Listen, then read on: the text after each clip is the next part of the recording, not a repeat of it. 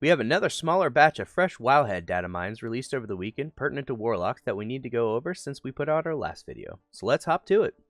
Starting off, one addition that we somehow missed mentioning last video is dual specializations will also be coming in Phase 3 from an NPC in Tenaris according to the promotional video Blizzard has put out, and they will cost 50 gold to learn from that NPC. While dual specializations may not be as impactful as it would to other classes like Priest or Warrior, dual specializations are still something every Warlock should pick up regardless if they're a DPS or tank. Whether you use it to have a Fire and Shadow DPS specialization to switch back and forth in raids to get around immunities, or flex as a tank, or DPS, or separate PvE, PvP specs, or a farming spec, whatever you do, having the ability out of combat to switch between two specializations you've set up beforehand for specific goals, without spending money at a class trainer will be very helpful to Warlocks, even more so now than before that we have a tank and DPS option. Another change Blizzard has added is some specific class procs to the new Nightmare Prophet and Malevolent Prophet sets. For Nightmare Prophet, dealing damage with Shadow Cleave reduces your immolate casting time by 50%, and it stacks up to 2 times so you can reduce it to 100% cast time. And the buff will last 12 seconds. If you do complete the 3 set, Shadow Cleave will now actually be useful to weave in on single target to reduce the cast time of your immolate to 0 and get some extra damage in.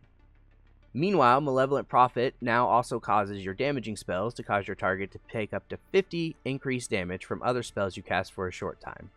It is unclear so far if the damage bonus is only personal or it may affect raid-wide, but it is a powerful effect nonetheless.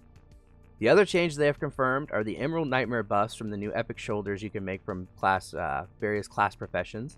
They'll have a 10-second duration and 40-second cooldown with a 30% proc chance.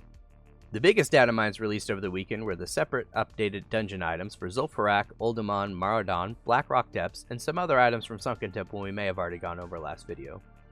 Starting with Zul'Farrak, the Jumanza Grips, Desert Walker Cane, and Lifeblood Amulet have received updates to their stats to make them more appealing to modern styles of play.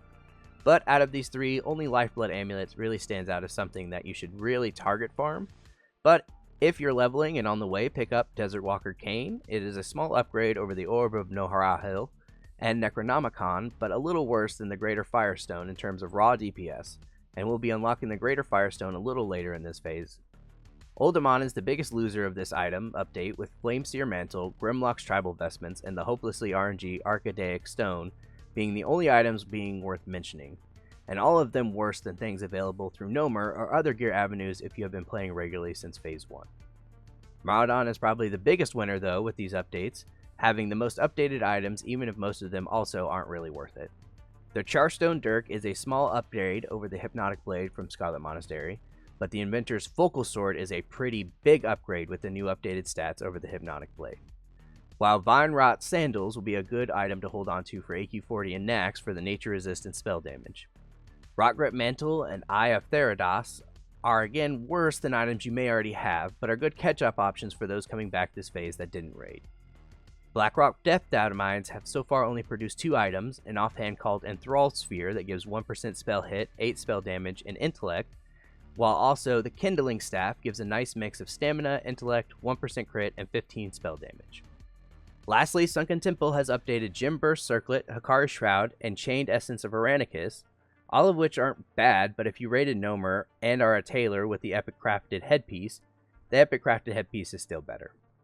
To wrap up, the items, if they are as one item that you farm out of this list, you should go for the Enthralled Sphere, as the 1% hit on the offhand will pair well going forward with many one-handed weapons that will be coming out with the new level 60 dungeon updates and in Molten Core.